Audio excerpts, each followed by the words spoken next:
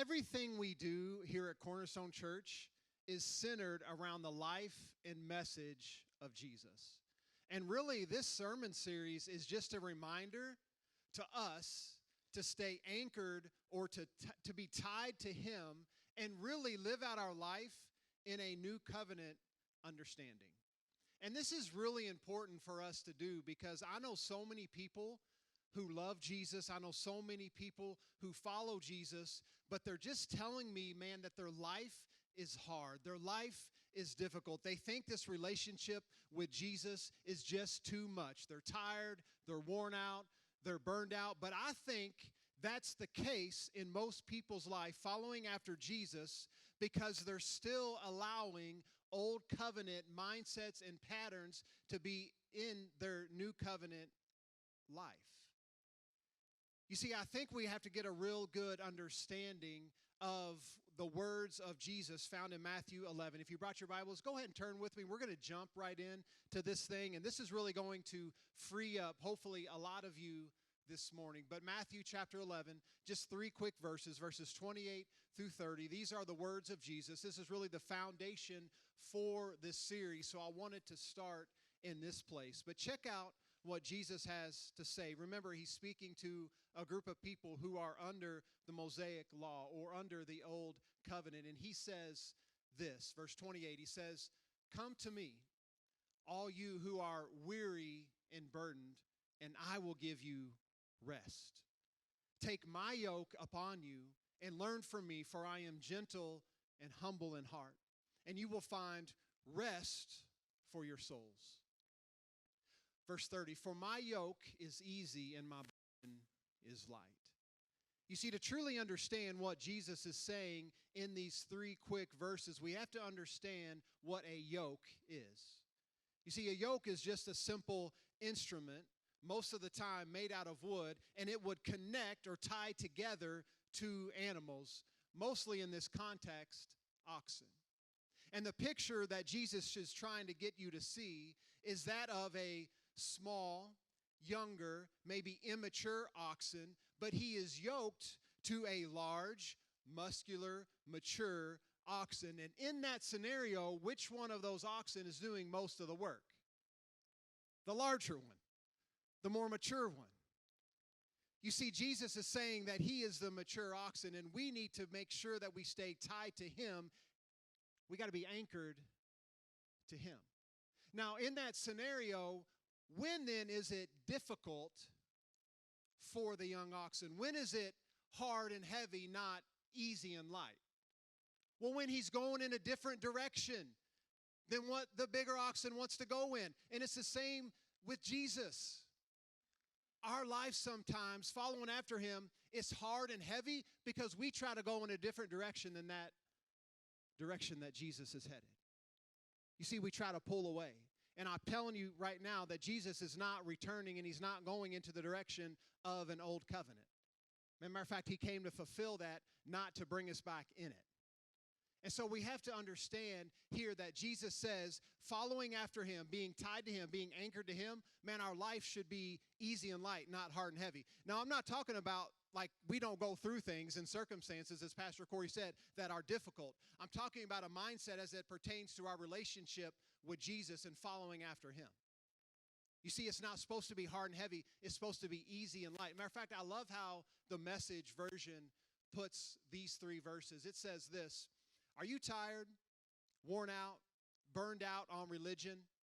Sounds like a lot of people in the church today, right? "Come to me, get away with me, and you'll recover your life. I'll show you how to take a real rest. Walk with me and work with me. Watch how I do it. Learn the unforced rhythms of grace." Jesus says, I won't lay anything heavy or ill-fitting on you. Keep company with me. Stay anchored to me, and you'll learn to live freely and lightly. Freely and lightly. You know, what we want to really do over the next 2 weeks is we want to look at 4 or 5 different areas of our life that I think people aren't living freely and lightly in. That right now it's really hard and heavy for them. We're going to be looking at areas and how we are still tied to some old covenant patterns and mindsets, and how that really makes life following Jesus very frustrating. But I want to bring some freedom to that. And so the next couple of weeks, we're going to look at specifically a lot of different areas, but today I just want to look at one area. I want to look at one area that, to be honest, I think more people walk around feeling guilty about, or other people have shamed them or brought condemnation on them in this area, and I'm talking about the area of money, specifically as it has it to pertain to our giving. Money. But here's the deal. When I said that just now, I know a lot of you are thinking, oh, great, here we go. Pastor's talking about money in church. You know, if I would have known that this was the Sunday he was going to do that, man, I just would have stayed home. I want you to know that's okay. I was having that same thought this morning.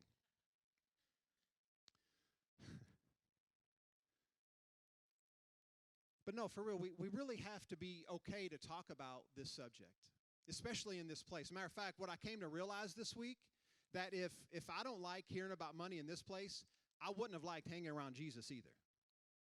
Let me say that again. If you don't like to hear about money in this place, you wouldn't have liked to hang around Jesus either. And I say that because did you realize that 2/3 of the parables that Jesus preached, right, these stories that illustrated a point, 2/3 of them, over half of them directly related to money and possession. And not only that, 1 out of every 10 verses in the Gospels, Matthew, Mark, Luke, and John, nearly 1 out of every 10 directly related to money. And on top of that, if we're looking at the entire Bible cover to cover, there are over 2,300 verses that directly talk about money. Now, to put a reference point to that, that's 5 times as many verses that talk about prayer. It's 5 times as many verses that talk about faith. Prayer, faith, big pillars, right, in Christianity. Well, money is talked about 5 times more than those two subjects. So it's important to talk about this, but specifically before we get into really giving, and I'm really going to tackle this subject head on tithing, and we're going to learn a lot about that. We're going to learn how that is an old covenant principle and mindset, and a lot of us are going to get free from some restrictions and some guilt that we've been carrying around for a very long time, and I'm so looking forward to that. But before I get there, I just really got to talk about money in and of itself just very briefly. You know, money really is just 2 things, right? One, money's an indicator. That's all it is. It's an indicator, right? Jesus says, where your treasure is, there your heart will be also. So it's this outward indicator of a spiritual condition of our heart, right? It's also an indicator of our priorities, right? Jesus says you cannot serve 2 masters. You either love the one and hate the other, or hate the one and love the other. You cannot serve God and money. And it's so interesting that that is the word that Jesus chose to use. He didn't say you cannot serve God and people, you cannot serve God and popularity. He said you cannot serve God and money. Why? Because money is an indicator of the spiritual condition of your heart. It just is. But I want to say this too. Money is also just a magnifier. Yes, it's an indicator, but it's also a magnifier. You see, money in and of itself isn't good or bad, right? It's not good or it's not evil. Money is neutral. Right? And sometimes we get this wrong mindset because of what we heard maybe from the words of Paul to Timothy in 1 Timothy 6, where he says, for the love of money is the root of all evil. And people hear that and they think, well, see, money is evil. No, that's not what that verse says. It says, for the love of money is the root of all evil. You see, money is neutral. It's just a magnifier. Right? It's kind of like this. I heard someone say this week, that money is kind of like social media. Social media is neither bad, right, nor good, but it is one of those 2 things depending on the user behind the keyboard, right? It's just a magnifier of the person who's actually conveying or spewing the good or the bad, right? Money is the same way, right? It's just a magnifier. So like if you are right now a jerk, and let's say you don't have a lot of money, and you're saying to yourself, well, when I get some money, the pressure will be off, and then I'll start being less of a jerk and nice to people. That's not going to be the case. Matter of fact, the more money you get, if you're already a jerk before you get money, when you get money, you're just going to be a bigger jerk. Maybe a rich jerk, but a jerk nonetheless. Right? It's the same with giving. If you don't have a lot now, but you're faithful to give, and you're faithful to strategically plan on how you're going to give, when you get more, guess what? You're probably going to be an even more of a generous giver. The opposite is true as well. If you don't have a lot now and you're stingy with what you do have and you withhold it and you're not giving, and you think, man, when I get to a certain level in my finances, then I'll be able to give. That's not going to be the case, because if you're stingy now, studies will just show the more you get, the stingier you will be. It's just a magnifier, right? Money is just an indicator, and it's just a magnifier. Now that that's out of the way, let's kind of dive into this subject on giving, specifically tithing, because I've heard all my life that you have to give a tithe to the church each and every single week. I've heard that from a lot of different people and a lot of different pastors, specifically not in this place, but in other places. And I just want to bring some freedom to that. I want to bring some clarity to that. And so for the next few minutes, I just want to kind of go through kind of 5 misconceptions around this idea of tithing. And those of you that may be new to church, you've never heard this word, basically tithe, all that means is a tenth. 10%. And there are a lot of people that think that you still have to give 10% to the church in order to be blessed, or in order to be loved by God, or in order to be still righteous. And we're going to kind of debunk all of those ideas today. Now, I'm not saying that we still shouldn't have the desire to want to give, and we'll get to that and the motive behind why we give now in the new covenant in a little bit. But I just want to kind of unpack some Old Testament mindsets as it has to do with tithing. So the first misconception, if you're taking notes, I encourage you to write these down. These will be some great study points and tips for you. But the first misconception around tithing is this, that the Bible commands us to tithe. Now, right away, especially now that we've went through all of these series on covenants, that word command should immediately throw up a red flag, right? That the Bible commands us to tithe. Now, if you're looking at certain places in Scripture, you will find where it does command people to tithe, but we really have to see that that was given in a different covenant, not in the covenant that we're operating in today, the new covenant. Now, I'm not going to go into covenants. We did a great job, I think, in our transition series. If you want to learn all about that, please go to our YouTube channel, check out all those messages. But what I really wanted to show you, that people who still think that we still need to operate under the tithe today don't quite understand the command that was giving to tithe, because the tithe, the 10%, it wasn't just a one-time tithe. Matter of fact, it was way more than that. Real quick, we're going to look at Deuteronomy chapter 14, and you're actually going to see, starting in verse 22, there are actually 3 different tithes mentioned under the Old Covenant or the Mosaic Law. Check this out. Verse 22, and we're going to bring some clarity to this. I love this. Verse 22, it says this, "Be sure to set aside a tenth or a tithe of all that your fields produce each year.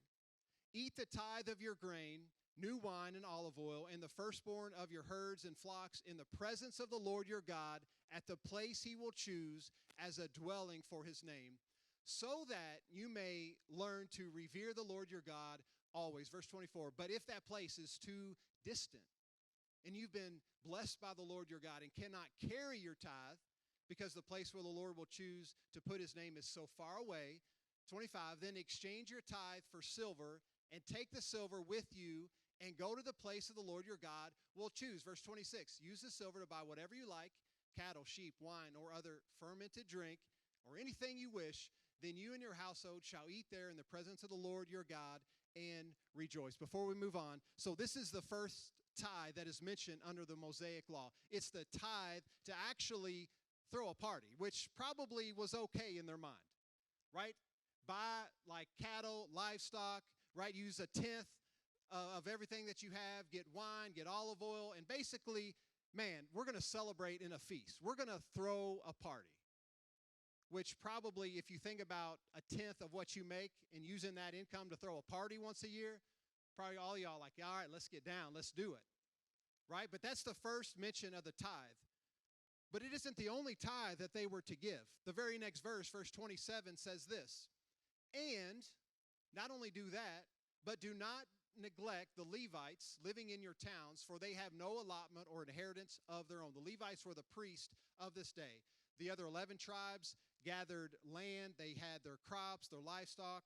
The Levites were to be called out separated, just to be the priest, the representation of the priesthood for God. And so the 11 then were also, in other places it tells us, are supposed to tithe to them as well, to give a tenth. So in every single year they give a tenth right, for the party, for the festival, and then they give a tenth to the Levites. So we're up to 20% a year already. But they're not done. The very next verse, verse 28. At the end of every 3 years, bring all the tithes of that year's produce and store it in your own towns. Verse 29, so that the Levites and then all the foreigners, the fatherless, and the widows who live in your towns may come and eat and be satisfied, so that the Lord your God may bless you in all the work of your hands. So under the old covenant, not only did they have to just tithe to the Levites or to the priests or the temple, they also had a tithe, right, for the feast, for the party, and then every 3 years they actually had to give a tithe for the people who were orphans and widows, for the people who were really the poor people of the day, so that they could come in and eat as well. So we're talking about 20% a year, and every 3 years, 30%. So if you want to live under the command to tithe and you're only giving 10%, man, you're way short of what's required of you. All right, but again, it's a new covenant understanding that we need to have, right? So we're not under the command or that law to tithe anymore. It was a Mosaic law, not a new covenant principle. The second real misconception that I hear a lot is this: the tithe predated the law or preceded the law, so it should continue after the law. You see, people that say that we still need to tithe today and we're under the obligation to tithe will see the few places that the tithe is mentioned and say, look, it was before the law, so it should continue after the law. And it's really only found in two places. We're going to just examine these two places real quick. And again, I know this is a lot of information today, but I'm just trying to get you to see the information so that you can get clarity, so that you can start to live free. Because if you don't understand, it starts up here in the way that you think. And some people still are tied to an old covenant mindset and they feel guilt and shame around this area. I'm trying to just free you up. Is that all right? All right, so the first area that we see it predating the law is with this dude named Abram. In Genesis chapter 14, verse 17, it says this. It says, after Abram returned from defeating Ked, that's what we're going to call him, and the kings allied with him, the king of Sodom came out to meet him in the valley of Shaveh. Verse 18, then Melchizedek, the king of Salem, brought out bread and wine, and he was priest of the Most High God. So what's happening in this scenario is that there were 4 kings who got together. They came and actually attacked the town of Sodom. After they attacked Sodom, they ransacked it, and they took what they would call spoils of war. They took the people, they took the possessions, they took the livestock, and the king of Sodom is like, I don't know what I'm going to do. So he goes to Abram and says, look, this is what happened. Can you help out? And Abram says, all right, I got you. So he gets 300 guys, goes after these 4 kings, defeats them, and then brings back all of the spoils of war, the people, the possessions, and brings them back to this valley. Verse 19, after Melchizedek comes out and meets him, and the king of Salem comes out, verse 19, and he blessed Abram, saying, blessed be Abram by God Most High, creator of the heavens and the earth. Verse 20, and praise be to God Most High, who delivered your enemies into your hand. Then Abram gave a tenth of everything to Melchizedek. But here's what's going on in this scenario. Abraham gave a tenth of what?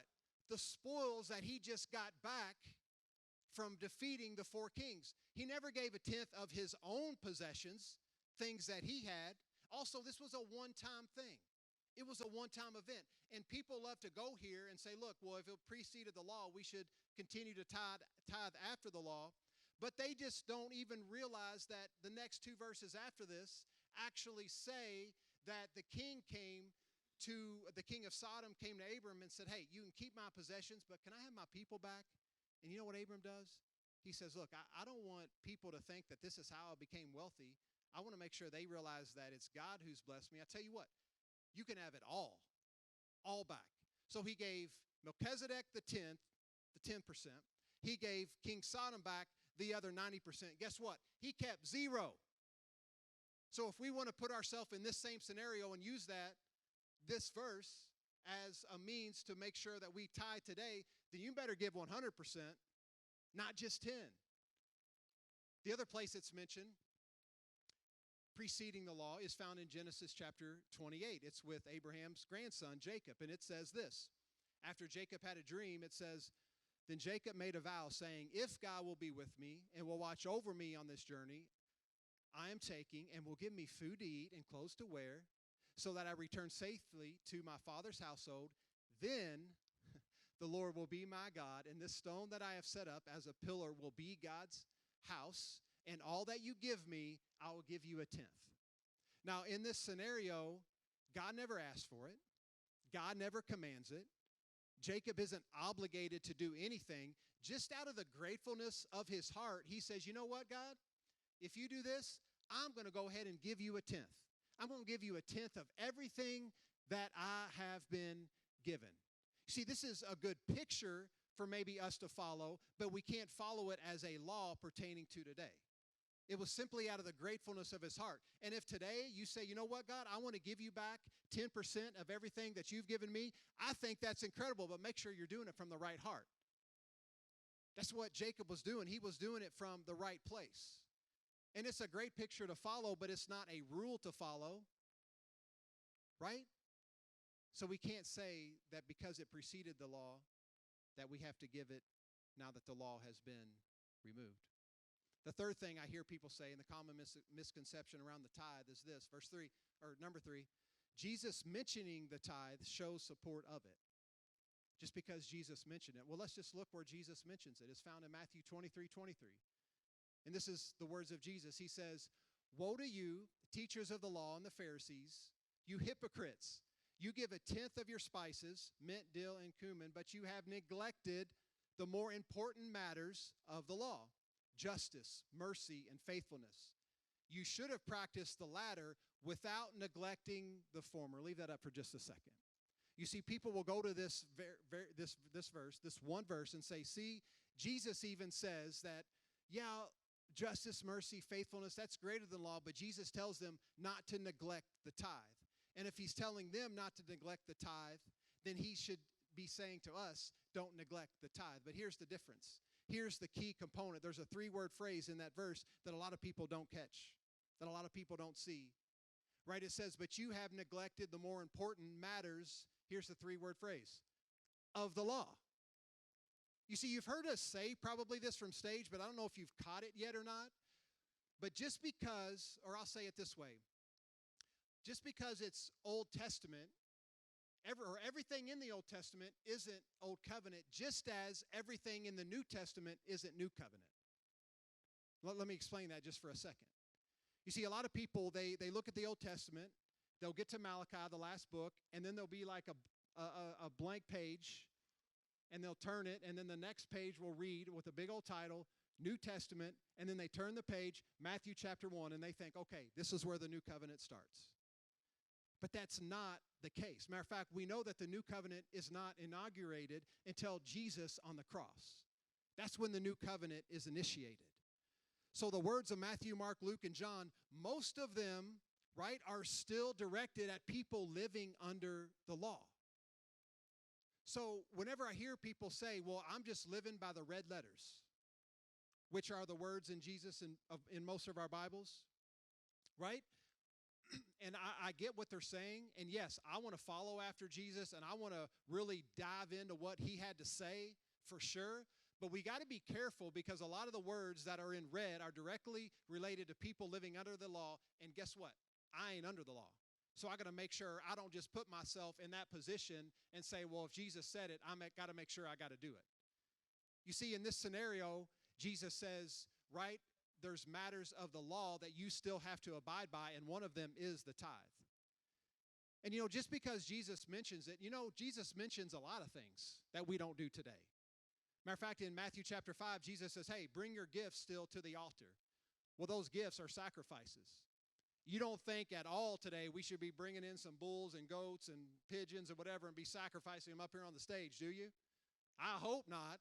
I wouldn't want to be a part of a church like that.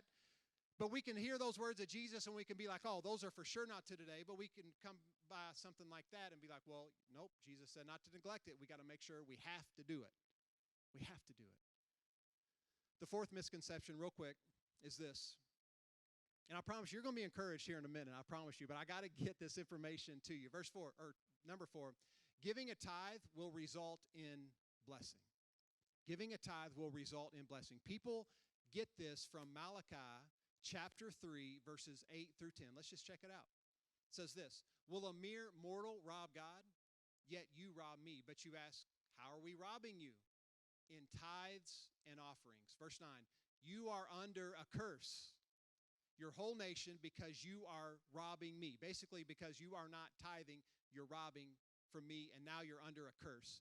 Verse 10, bring the whole tithe into the storehouse, that there may be food in my house. Test me in this, says the Lord, and see if I will not throw open the floodgates of heaven and pour out so much blessing that there will not be room enough to store it. You see, people say, because of this verse, they say, look, if you don't give, you're going to be cursed. Then if you do give, you're going to be blessed. But what they fail to realize is two things. One, Galatians 3 said that Christ redeemed us from the curse of the law. He became a curse so that we would never be cursed. And also in the new covenant, we are now always blessed, not just blessed if we give. You see, it's a different mindset. Again, I'm not telling you not to give. I'm telling you, don't give expecting to be blessed just because you give. Give knowing that you are already blessed. Man, I'm talking about a completely different thing, a completely different mindset that we need to have. We don't give to gain God's approval. We don't give to gain righteousness. We don't give to gain acceptance or love. Man, because we know we are already all those things, loved, accepted, valued, worthy, blessed, we choose then to give out of that heart. And then the fifth misconception, real quick, is this. Kind of tied into what number 4 was. But number 5, giving a tithe will result in the return of more money. Giving a tithe will result in the return of more money. Look, I want to be sure that I don't want to talk bad about other people. I don't want to pull other people down or put other people down. And I'm not going to do that. I really just want you to see just different truths into some things that have been twisted by a lot of people in the church world. But a lot of people, a lot of leaders, a lot of pastors have shamed and condemned a lot of people over this area of giving. And I'm just going to be honest, I'm tired of it. I'm tired of it. But they give this thing, giving a tithe will result in the return of more money. They get this from Luke chapter 6. Again, they just take a verse 38, and it says this, give and it will be given to you. A good measure, pressed down, shaken together, running over, will be poured into your lap. For the measure you use, it will be measured to you. And they use this and say, see, when you give, you'll get more money in return. Give and you'll get more in return. A good measure, pressed down. And they have a great illustration for this. And I actually believe in the story behind this verse.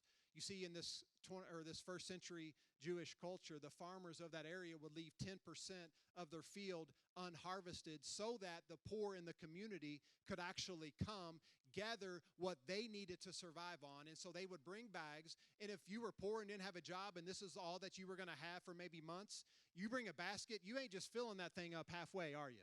No, you're pouring it in and you're piling it up and you take the basket and you're shaking it and you're, damping it down. You got to make sure you can get as much in that thing as you possibly can, right? And I believe in the story behind this verse, and that is what is happening, but I don't believe that this verse relates to money. And I don't believe that because I just read the verse right before it. Verse 37, let's look at it. It says this, do not judge, and you will not be judged. Do not condemn, and you will not be condemned. Forgive, and you will be forgiven. Verse 38, give, and it will be given to you. Give what? Judgment, condemnation, or forgiveness. If you're somebody who is going to be someone who judges a lot of other people, what do you think everybody's going to be doing to you? They're going to be pouring a ton of judgment right back on you. If you're a person that condemns other people, if you're bringing condemnation and shame on other people, man, the vast majority of people probably see you in that way, and you're just going to condemn by all them as well. But if you're somebody that forgives quickly, if you're somebody who is known for not carrying around grudges, and you forgive easily and quickly, guess what? I guarantee you the vast majority of people are probably going to forgive you too. Give, and it will be given to you. Pressed down, shaken over. It's not just to give to get more financial blessing. You see, everything that I talked about so far today, I did for a purpose and I did for a reason. We have to change our mindset behind our giving from have to now get to. You see, and this is a scary place to be. It's a scary place for me. I get anxious about talking about stuff like this. Because guess what? I'm actually giving you and extending you freedom to do whatever God's calling you to do. I'm not going to sit up here and tell you exactly what to do. And to be honest, that's a little bit of a scary place to be in for me. It just is. But we have to shift our mindset. We have to shift our focus that we are not anchored to the law. We're not anchored to the old covenant. Man, that has been removed. Now we get to live how? Jesus said, freely and lightly. His yoke is easy and his burden is light. It's not hard and heavy. And around our giving, man, a lot of people have felt it's been hard and heavy. And I want you to experience it easy and light. I want you to experience the joy of being able to give. But it doesn't happen until you get the right mindset. That it's not have to give, it's get to give. So real quick, we're going to look at three things, and you are going to be super encouraged, and we're going to pray and get out of here. But three areas where we get to give, right, as motivators now that we understand we're not under the old, but we have to have some motivators. Here's three great motivators for us. The first one is this. We get to be a part of something bigger than ourselves. You hear us say this all the time, but really what we're meaning in this is that, look, I can have an idea to do something, but I might not have the resources or the funds to be able to do it. But if we collectively get together and say, hey, this is what we want to do, guess what? We can accomplish a lot. It's kind of like this. There were a few guys down at Graceland Baptist Church in New Albany who got together and said, you know what? There's a need in our community, and we need to meet it. But we can't do it by ourselves. But these guys recognize the need that people have to get dental work done, people that can't afford it. And they also said that, man, the people that also can't afford to get dental work done, a lot of them don't have transportation to even get to the dental clinics or to get to the dentist to be able to get the work performed or done in the first place. And so what if we got together and what if we got this truck? What if there was a mobile dentistry where we actually took the clinic to the people that need it? And we actually gave teeth cleaning and fillings and other things and we could really take care of our community in this way. And so these guys got together and they reached out to other churches, they reached out to other businesses, and this dream became a reality. I got a picture to show you real quick. This is the Miles of Smiles Mobile Dental Clinic. And I'm showing you this picture and I'm telling you this story because we are a part of that, because this church actually gave money, gave funds. I don't know, you can maybe find our logo on that somewhere.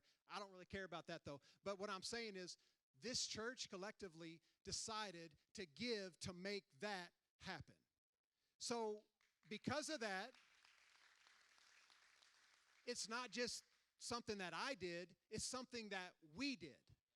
As you gave, right? As you gave freely, as you gave in the offering today, right? You actually are a part right now of people that can't afford it. They're actually getting the dental work and the stuff that they need to maintain their health. You are a part of that. And you get to be a part of things like this as we are generous with our finances. So we get to be a part of something bigger than ourselves. The second thing that we get to be a part of is this. We get to experience the joy of being a blessing. We get to experience the joy of being a blessing. You know, the words of Jesus really are true, that it is more blessed to give than to receive. And I'm not saying receiving isn't fun, because it is. Matter of fact, I got a quick story. Last year, my family, we were out to eat at a restaurant. And, I got 4 boys. They can eat a lot. So our bill when we go out to eat is always a lot. And so we don't go out to eat often. But we went out to eat, and I asked the server for our ticket, our check.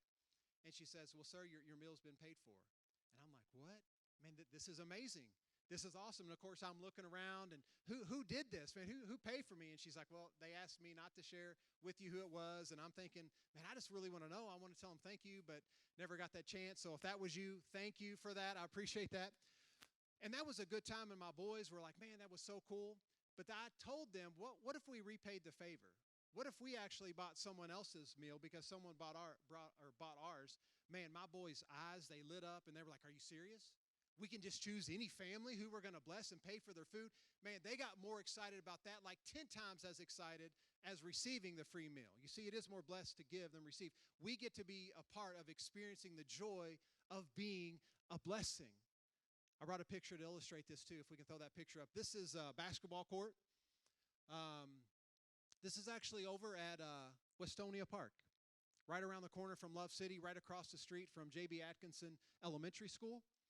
And the cool thing about this park is that Sean and the guys at Love City said, you know what, we really need to establish and bring back some life into this community. We got to make sure that the community knows that we care about them. And there was a park that was ran down, man, just a mess, trashed. And so they decided to take it upon themselves to start caring for this park. They did such a good job that now the city gives them that park for $1 a month. They take care of it. They have the keys to the light box. They're turning it on. They're doing stuff in the community for the kids. But one of the things that they really wanted to do was put in a basketball court. So they got together with other churches, and the men's group at Southeast put together the asphalt. But guess what? Cornerstone Church paid for those 2 basketball goals. And I don't know if you can read that or not, but those are some gorilla backboards and basketball goals. Those things aren't cheap. We didn't want to just put some cheap things. We wanted to let the community know, look, you're worth this. And the cool thing about this story and about this park is that the day these goals got put in, the day that they finished putting these goals in, Sean came down and he was talking with a guy named Mike from the community. Mike's an old 70-year-old guy, gray hair. And Mike kind of began to weep and began to cry just with Sean, just telling him that, man, that there's people out there that care about us in this community. You have no idea what that means to me. And he was just sharing, and they were talking, and they were telling stories. And after a few minutes, Sean said his goodbyes, moved on to a different area of the park. They were doing some work in, and about 5 minutes passes, and he looks back at the park. And again, this is the first day that these goals were put in place. He looks back, and the first person shooting hoops on this court was this little 7-year-old African-American boy, and he's shooting hoops. And then he looks over, and there's 70-year-old Mike rebounding the basketball and kicking it back out to him, rebounding the basketball and kicking it out to him. And Sean said that, man, Mike and this little boy probably spent over 45 minutes just shooting hoops together. And that might not seem like a lot to you all, but I see a glimpse of reconciliation. And guess what? We got to be a part of that. We just got to be a simple part of that. But we get to be a part of experiencing the blessing somebody else, the joy of that. And then the third thing, real quick, and I'm going to close with this. Alicia, can you come back up and help me out? We get to be a part of the ripple effect. The ripple effect. Things done today, decisions made today, choices made today, funds given today, that won't just affect change today, but that will affect change maybe in 50 years, maybe in 100 years. We get to be a part of the ripple effect. And one thing I wanted to do is I wanted to talk about just this place right now that we're meeting in right now, that we're worshiping in right now. And I brought a picture to illustrate this point. And I don't know if you can really see it. It's a little dark, but on the top there is the before and the bottom is the after. You see, before it was the gymnasium building on the left and our metal building that we used to meet in over here on the right, and then just this valley in between. And about 8 years ago, the leadership of the church got together and said, you know, we really want to be a part of something that leaves a legacy, not just something that we can enjoy, but that our grandkids and our grandkids' grandkids can enjoy. And they got together and they cast this vision of having a space where people can come in and people can, hear about what Jesus has done. They can come in this place and experience Jesus. They can experience family, something that we've got to experience now for 30-something years. We want to make sure that this continues for another 30-something years and beyond. And so they actually got together and then cast the vision. And the people of Cornerstone, our community, said, you know what? We want to be a part of all of that too. And so we actually raised the funds to be able to pay for all of this with cash. We are debt-free in everything that we own. And I don't know if you realize how big of a blessing that is and how amazing that is, but stuff like that doesn't just happen without people willing to give from a generous heart. Not from a have to, but it's we get to. Man, we get to be a part of this. We get to be a part of having a place where people can come in and really discover who they truly are in Christ. We get to be a part of people coming into this place where righteousness through Christ is preached, and now people understand that they are sons and daughters of the Most High God. We get to be a part of actually giving to a place where people aren't going to be cast down and shamed and condemned, but they're going to be built up and lifted up because they really matter to God. And because they matter to God, they matter to us. And so we're just going to freely give. I don't know about you, but I'm so thankful to be a part of a community that truly realizes the blessing it is to be able to get to give, not have to give. I'm telling you, it's a completely different thing. And if you will grasp what I'm trying to say today, it will drastically change your life. It really will. It really will. Because right now, here's the deal. You've heard us say this before, but I want you to catch the weight of it, especially after a message like this. Right now, you are sitting in someone else's sacrifice. Man, 8 years ago, there were a lot of people that gave a lot above and beyond. They were generous. They wanted to do it, but it was also a sacrifice. Sometimes giving is a sacrifice. Sometimes it's not just easy, but that's where that plan comes in place. That's where when you're strategic with your giving, you can actually plan to be a blessing to someone else.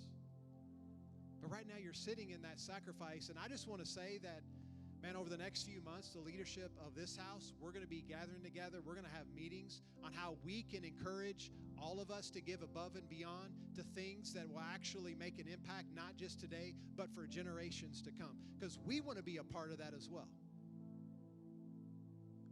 We want to do that. And it's exciting to be able